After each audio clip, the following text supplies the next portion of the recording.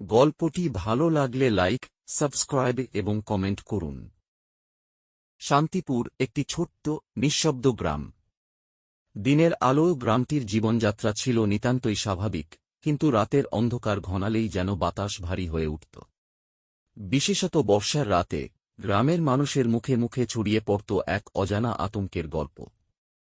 তারা বলত, ঝড়ের রাতে নাকি কোনো এক অদৃশ্য শক্তি গ্রামের পথে ঘুরে বেড়ায়। এক রাতে প্রবল ঝড়ের মধ্যে গ্রামবাসীরা রায়চৌধুরী বাড়ি থেকে এক অদ্ভুত শব্দ শুনতে পেল।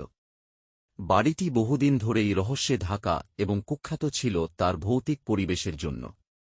সেই রাতে বাড়ির পাশ থেকে এক ছায়ামূর্তি যেন দ্রুত সরে গিয়ে অদৃশ্য হয়ে গেল। কেউ বুঝে উঠতে পারল না সেটা মানুষ নাকি অন্য কিছু। রায়চৌধুরী বাড়ির ইতিহাস নিজেই এক রহস্য। 10 বছর আগে এক ঝড়ের রাতেই সেই বাড়ির কর্তা নিখোঁজ হয়ে যায়। গ্রামের মানুষজন অনেক খুঁজেও তার কোনো খোঁজ পায়নি।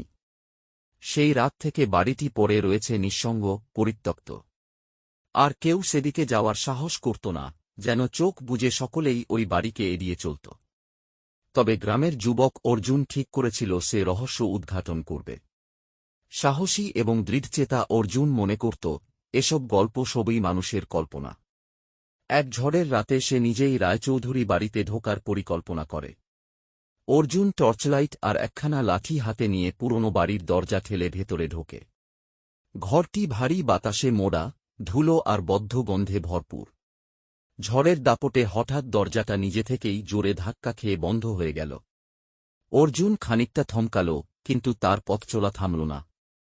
বাড়ির ভেতরটা ছিল অন্ধকারময়। টর্চের আলো জ্বালিয়ে এক এক করে ঘরগুলো সে পরীক্ষা করতে লাগল।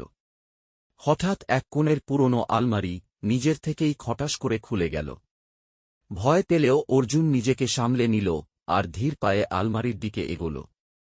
আলমারির ভেতরে রাখা ছিল এক পুরনো আয়না। আয়নাটি ছিল যেন অন্যরকম, চারপাশে ধুলোর আস্তরণে মোড়া।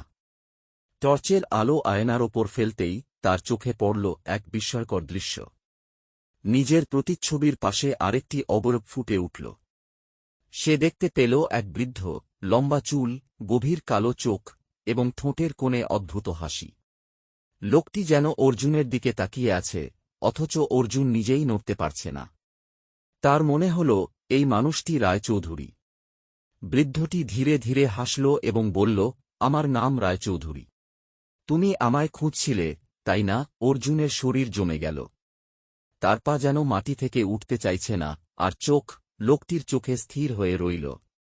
পরদিন সকালে গ্রামের মানুষ দেখল অর্জুন নিখোঁজ। রায়চৌধুরী বাড়ির ভেতরে বহু খোঁজাখুঁজি করেও তার কোনো চিহ্ন পাওয়া গেল না। শুধু পড়েছিল একটি ভাঙা আয়না, মেঝের ওপর নীরব সাক্ষী হয়ে।